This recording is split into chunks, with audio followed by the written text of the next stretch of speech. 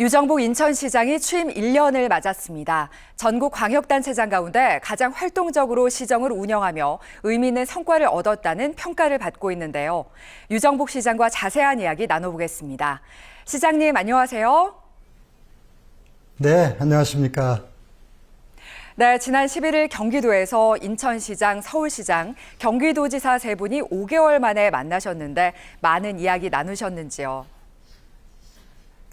네, 모처럼 저와 서울시장, 경기도지사가 함께 수원에서 만났습니다. 아시다시피 인천과 서울, 경기는 소위 공동생활권 아니겠습니까? 그래서 새 지방정부의 수장이 만나서 지역의 현안을 얘기하고 앞으로 향후 발전을 모색하는 일은 수도권 시민들의 행복을 위해서도 또 발전을 위해서도 그리고 대한민국을 위해서도 아주 중요하다고 인식을 하고 지난해 민선 8기가 출범한 이후에 세 차례 만나고 어제 그제 이제 네 번째 만났습니다. 그래서 우리가 안고 있는 여러 가지 현안에 대해서 함께 깊게 논의하는 자리를 가졌습니다. 네, 업무 협약서도 체결하셨죠. GTX 등 광역교통망 네. 확충 등에 협력하기로 하셨다고요?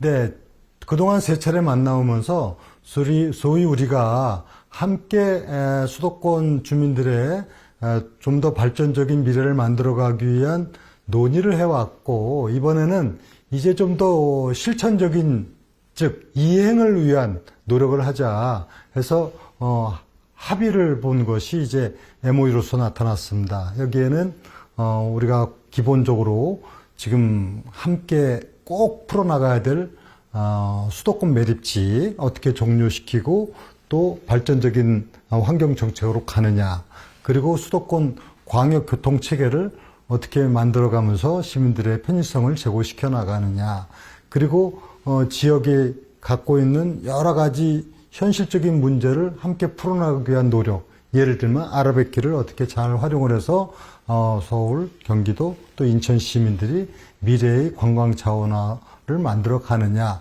이런 전반적인 사항에 대해서 논의하는 자리를 갖게 되었었습니다.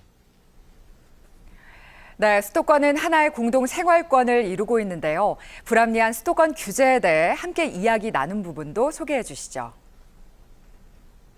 네, 우리 수도권이라는 이유 때문에 역차별을 받는다 또는 합리적이지 못한 정책으로 인해 갖고 이것이 국가 경쟁력을 떨어뜨리는 결과를 초래한다 이런 거는 사실 바람직하지 않습니다.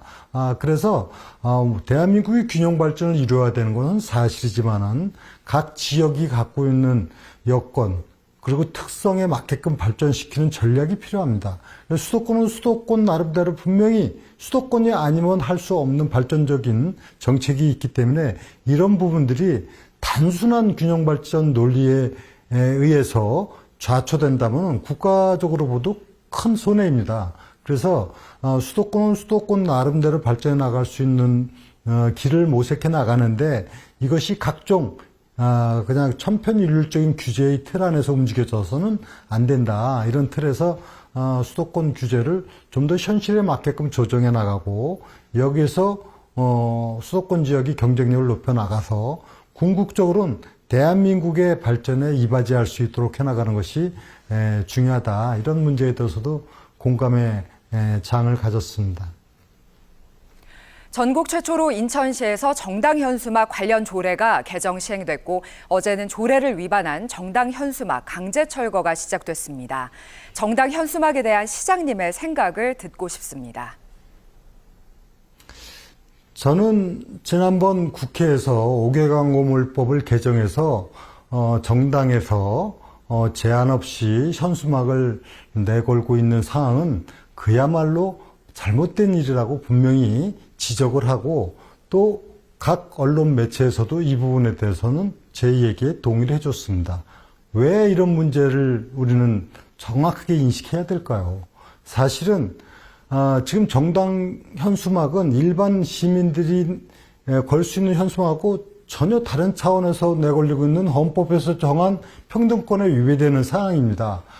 선거운동은 선거운동 기간 내에 제한된 기간 내에서 제한된 수량을 또 그 내용을 검수받아서 걸도록 되어 있는데 지금 뭐 국회의원이나 당협위원장, 지역위원장들이 마음대로 이런 현수막을 건다는 것은 그건 명백한 사전선거 운동이고 선거법에서 정한 공정선거를 저해하는 겁니다.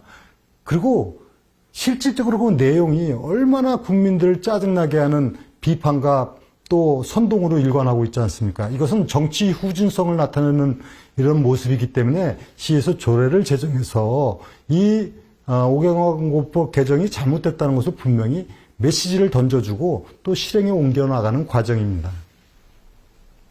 네. 지난 1년간 최대 성과로 재외동포청 유치를 꼽기도 하셨는데요. 그렇다면 2년차 시정 계획과 목표는 어떻게 잡고 계실까요? 네, 지난 1년 동안 여러 부문에서 많은 일들이 이루어졌습니다. 그 가운데 인천이 이제 750만 재동포를 품은 그런 1000만 도시로 우뚝 서게 됐습니다. 이것은 대단히 중요한 의미를 갖는 것이 재동포청이 와서 기관 하나 오고 그 업무 처리가 이루어지는 것뿐만이 아니라 750만 재동포들이 바로 인천에서 활동 무대가 되고 또 내일의 대한민국을 만들어가는 데 있어서 이분들의 역량을 총결집할 수 있는 소중한 계기가 된 겁니다. 그래서 인천은 재동포청 유치를 기해서 이제 1000만 도시 프로젝트를 추진합니다. 재동포들이 이곳에서 거주, 의료, 보건, 문화, 그리고 경제, 한상 네트워크를 통해 갖고 미래형 도시로 가는 데 있어서 재동포들이 함께 할 수 있는 이런 1000만 도시로 우뚝 섰다는 것은 대단히 큰 의미가 있고 이 1000만 도시 프로젝트를 과감하게 추진해 나갈 생각을 갖고 있습니다. 정치권에서 올해 하반기 총리 교체설이 나오고 있는 가운데 총리 후보로 시장님이 거론되고 있기도 합니다. 이에 대해 어떤 생각을 가지고 계신지요? 네, 저는 300만 인천 시민이 뽑아준 시장입니다. 제가 해야 될 일은 오직 시민의 행복과 인천의 미래를 책임지고 일하는 것이 저희 책무이고 또 저희 모든 것입니다. 그래서 그런 문제와 관련해서는 뭐 일부 거론되고 있다는 얘기를 간간히 듣긴 합니다만 저는 전혀 관심이 없고 오직 제가 해야 될 시장으로서의 직무 수행에 최선을 다할 것이고 그것이 바로 저를 뽑아준 300만 시민에 대한 올바른 저의 자세다 이렇게 생각을 합니다. 오늘 말씀 감사합니다. 네, 감사합니다. 수고 많으셨습니다. 지금까지 유정복 인천시장이었습니다.